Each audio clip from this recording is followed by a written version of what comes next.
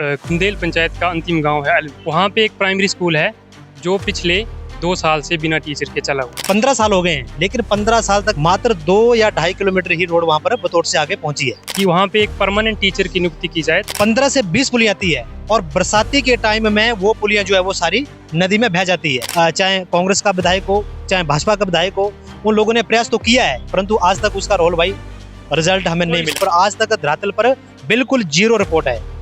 स्वागत आप सभी का इस बार फिर ग्राम पंचायत खुंदेल का अलमी गांव चर्चाओं में है। चर्चाओं में है स्कूली एजुकेशन को लेकर। आज एक डेपुटेशन पहुंचा है उपायुक्त महोदय साहब से मिलने और उन्होंने कहा है पिछले 2 सालों से जो टीचर है वो डेपुटेशन के सहारे चल रहा है स्कूल, और बच्चों का जो भविष्य है वो अंधकार में दिखाई दे रहा है। गंभीर बात है, हम समृद्ध देश की कामना करते हैं, लेकिन उसका जो आधार है वो शिक्षा ही है। तो मैं बात करवाऊंगा जो डेपुटेशन यहाँ पहुंचा और उसने उपायुक्त महोदय साहब के सामने ये मांग रखी है। मैं सबसे पहले स्वागत करूंगा एम आर ठाकुर साहब का, जो ये डिमांड लेकर पहुंचे हैं। सर, क्या कहना चाहेंगे आप? फर्स्ट ऑफ ऑल सबसे पहले आपका बहुत बहुत धन्यवाद अनंत ज्ञान का। आपने समय पर हमारे मुद्दों को उठाया है, उसके लिए आपका धन्यवाद। आज हम डीसी साहब से मिले हैं जो खुंदेल पंचायत का अंतिम गांव है अलवी। वहाँ पे एक प्राइमरी स्कूल है जो पिछले 2 साल से बिना टीचर के चला हुआ है। तो वहाँ पे जो बच्चे हैं, लगभग 25-30 बच्चे जो है वो शिक्षा ग्रहण करते हैं। उनका भविष्य जो अंधकार में है। डेपुटेशन पे टीचर आते हैं, लेकिन अभी वर्तमान में जो है वो रास्ते सही नहीं है, तो टीचर जो है वो नहीं पहुंच पाते हैं। इस वजह से जो है जो स्कूल बंद रहता है। तो हमारा डीसी साहब से यही आग्रह रहेगा, प्रशासन से, सरकार से, कि वहाँ पे एक परमानेंट टीचर की नियुक्ति की जाए, ताकि जो हमारे जो बच्चे हैं वो अच्छी शिक्षा ले सके। बाकी सुविधाओं से तो हम वंचित है, स्वास्थ्य, सड़क सुविधाएं जो भी हैं उससे तो हम वंचित हैं, लेकिन एटलीस्ट हमें एजुकेशन तो मिलनी चाहिए, ये हमारा अधिकार है। तो इसलिए हम प्रशासन से ही मांग करते हैं कि जल्द से जल्द एक परमानेंट टीचर की नियुक्ति की जाए। रविंद्र जी, हमने पहले भी इस मुद्दे को उठाया है, आप भी थे उस टाइम, और उसके बाद भी उस मुद्दे पे काम नहीं हुआ, और रोड का भी अभाव है। वहाँ पे सड़कें नहीं होंगे तो आदमी पहुंचेगा कहाँ? छोटे छोटे बच्चे हैं, अगर स्कूल ही नहीं पहुंचेंगे तो शिक्षा ग्रहण कैसे करेंगे? माता पिता क्या बच्चों को शिक्षा छोड़ने पे मजबूर कर रहे हैं इस वजह से? ऐसा भी हो रहा है क्या? बिल्कुल राहुल भाई, पिछले साल जब उपायुक्त महोदय के पास हम लोग आए थे तो मुद्दा हमारा सड़क का था, और ये केवल 1 साल की बात नहीं है। लगातार 2014 से मैं लगातार इस विषय को लेकर हम कई बार किसी प्रधान के साथ या किसी न किसी पंचायत प्रतिनिधि के साथ मैं खुद आया हूँ, परंतु आज 15 साल हो गए हैं, लेकिन 15 साल तक राहुल भाई मात्र 2 या 2.5 किलोमीटर ही रोड वहाँ पर बतौर से आगे पहुंची है। जब तक सड़क नहीं होगी, स्वास्थ्य कैसा होगा, शिक्षा कैसे होगी? और 15 किलोमीटर दूर लोगों को पैदल जाना पड़ता है। आज के समय में लोगों को अपना राशन लेने के लिए पैदल पुलियों पर आना पड़ता है, और अलमी से लेकर बतौर के बीच में कम से कम 15 से 20 पुलियां आती है, और बरसाती के टाइम में वो पुलियां जो है वो सारी नदी में बह जाती है। हम ये नहीं कहते कि वो वहाँ पर समय पर पुलियां नहीं बनती है। सरकार, कोई भी सरकार हो, चाहे भाजपा हो, चाहे कांग्रेस सरकार हो, वहाँ के जो स्थानीय ठेकेदार है वो लोग पुलियां तो बनाते हैं, लेकिन पुलिया राहुल भाई वो 1 साल भी नहीं चल पाती है। कारण क्योंकि उस क्षेत्र से बहुत सारा पहाड़ी क्षेत्र है, और वहां से जब नदियां बहती है तो सारे पुल वो सारे क्रॉस हो जाते हैं।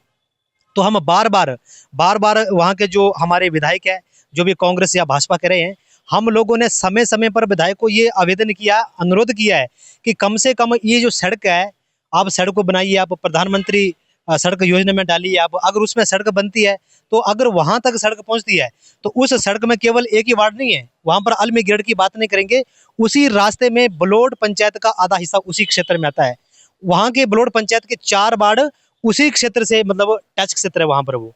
लेकिन आज तक केवल हमें, चाहे कांग्रेस का विधायक हो, चाहे भाजपा का विधायक हो, उन लोगों ने प्रयास तो किया है, परंतु आज तक उसका रोल भाई रिजल्ट हमें नहीं मिला, समाधान नहीं हो पाया, कोई भी समाधान नहीं हो पाया। पंचायत प्रतिनिधियों के पास भी ये लोग बार जाते हैं, गए हैं, परंतु इनको सिर्फ आश्वासन मिला है। बाकी इसके ऊपर आज तक धरातल पर बिल्कुल जीरो रिपोर्ट है।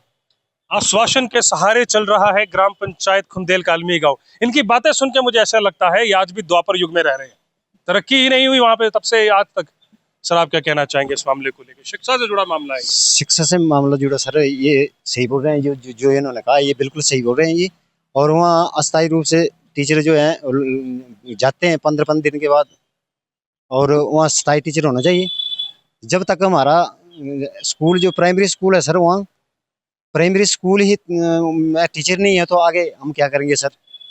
और जब तक हमारा बच्चे शिक्षा ग्रहण नहीं करेंगे तो क्या वो देश का आगे भविष्य संभाल पाएंगे सर? नहीं संभाल पाएंगे।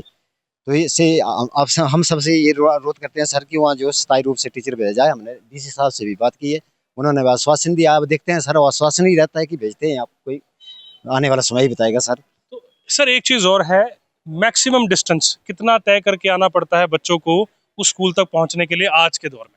नहीं, वहाँ का जो प्राथमिक जो स्कूल है वो तो लोकल है, वो नज़दीक है, उनको मात्र 10-15 मिनट 20 मिनट लगता है। लेकिन 5वीं के बाद अगर उस वार्ड के बच्चों को पढ़ाई करने के लिए आना तो रोहल भाई 15 किलोमीटर उनको बतौट आना पड़ता है। अब बतौट में वहाँ पर रहने के लिए बच्चे कहाँ रहेंगे? तो बच्चे जो है वो वहाँ के लोकल घरों में रहते हैं। अब लोकल घर में किसी बच्चों को वो किसी न किसी घर में छोड़ते हैं, कोई रिश्तेदार आ गया, कोई जान पहचान का आ गया। तो रोहल भाई अगर छठी का बच्चा, कितना बच्चा होता है वो अपने माँ बाप से दूर हो गया। अगर वो मान लो मेरे घर में रह रहा है, तो मेरे घर में रह रहा है तो उस बच्चे को मैं समय पर पढ़ा नहीं पाऊंगा, मैं तो अपने घर में काम करूंगा ना जी। इस कारण जो है वहाँ के बच्चे जो है वो 8वीं 6ठी 7वीं के बाद शिक्षा छोड़ देते हैं। लेकिन राहुल भाई खास बात यह है कि उस क्षेत्र की बेटी, आलमी क्षेत्र से एक बेटी जो पीएचडी के लिए भी उनका चयन हुआ है। ऐसे नहीं, उस क्षेत्र में बच्चों के उसमें आत्मनिर्भर में कोई कमी नहीं है। लेकिन दुर्भाग्य ये है कि अगर उस क्षेत्र की एक बेटी जीआरएफ को मतलब पास कर रही है, पीएचडी में प्रवेश ले रही है, तो हम मान सकते हैं कि वहाँ का जो बच्चा बहादुर समाज है, बहादुर बच्चे हैं, पहाड़ों में रहते हैं, कंदरों में रहते हैं, अपना जीवन खेती बाड़ी या जो भी उनका निजी होता है उससे वो व्यतीत करते हैं। लेकिन आज के समय में शिक्षा के क्षेत्र में कम से कम एक अध्यापक तो वहाँ पर होना चाहिए। और सबसे खास बात यह है कि बरमौर विधानसभा हमारा ट्राइबल क्षेत्र है, लेकिन वो क्षेत्र ट्राइबल नहीं है। बट उस गांव में ट्राइबल क्षेत्र यानी कि गद्दी समुदाय के लोग उस गांव में रहते हैं, तो कम से कम ट्राइबल के नाम पर तो उस गांव वालों को कुछ दे दो। तो कब तक जी नहीं कही आते रहते। तो वहाँ का जो समाज है, कब तक ये प्रधान, जिला परिषद, विधायक, प्रशासन के पास कब तक हम लोग विज्ञापन देते रहेंगे? कम से कम 2014 से लेकर आज तक राहुल भाई पता नहीं हम कितनी बार यहाँ पर आए, लेकिन आज तक हमें सिर्फ विज्ञापन ही दिया है। सोशल मीडिया में या फेसबुक में डालने से इसका समाधान नहीं होगा। वहाँ के जो स्थानीय जो प्रतिनिधि है, वहाँ के जो स्थानीय हमारा जो अपना जिला प्रशासन है, उसको इस विषय पर गंभीरता से काम करने की बहुत आवश्यकता है, बहुत आवश्यकता है। आप अक्सर पूछते हैं कि चंबा पीछे क्यों है या पिछड़ा हुआ क्यों है। सबसे बड़ा कारण उसका ये है, जब देश आजाद हुआ था तो कितने डीसी पूरे हिमाचल में चंबा से हर कोई जानता, हर चंबियाल जानता है। लेकिन आज के दौर पे शिक्षक डेपुटेशन के सहारे अगर स्कूल पहुंचेगा तो किस आधार पर हम देश की नींव रखेंगे, समृद्ध देश की नींव रखेंगे? शिक्षा, स्वास्थ्य और रोजगार, ये 3 ही तो मुद्दे हैं जिन पे हमें आगे बढ़ना है, जिन पे हमें काम करना है। उपायुक्त महोदय साहब से मिलकर जानते हैं कि इस मुद्दे को लेकर वो क्या सोचते हैं, कितनी गंभीरता दिखाते हैं और आगे क्या एक्शन लेने जा रहे हैं। तो बहुत बहुत धन्यवाद आपका हमारे साथ बनने के लिए सर। आपका बहुत बहुत धन्यवाद। बहुत बहुत धन्यवाद राहुल भाई। और आप हमारे क्षेत्र की समय समय पर आप हमारी आवाज़ उठाते हैं, उसके लिए हम सदैव, हमारा जो क्षेत्र है आपका आभारी है और हमेशा हम आपके ऋणी हैं। जब तक ये आवाज पेंडिंग रहेगी, आप मुझे जब बुलाएंगे मैं पहुंचूंगा, चाहे शिक्षा हो, स्वास्थ्य हो, रोजगार हो, इन मुद्दों पे जब भी मेरी जरूरत पड़ेगी मैं आपके समक्ष या साथ कंधे से कंधा मिलाकर खड़ा रहूंगा। तो अभी के लिए सिर्फ इतना ही।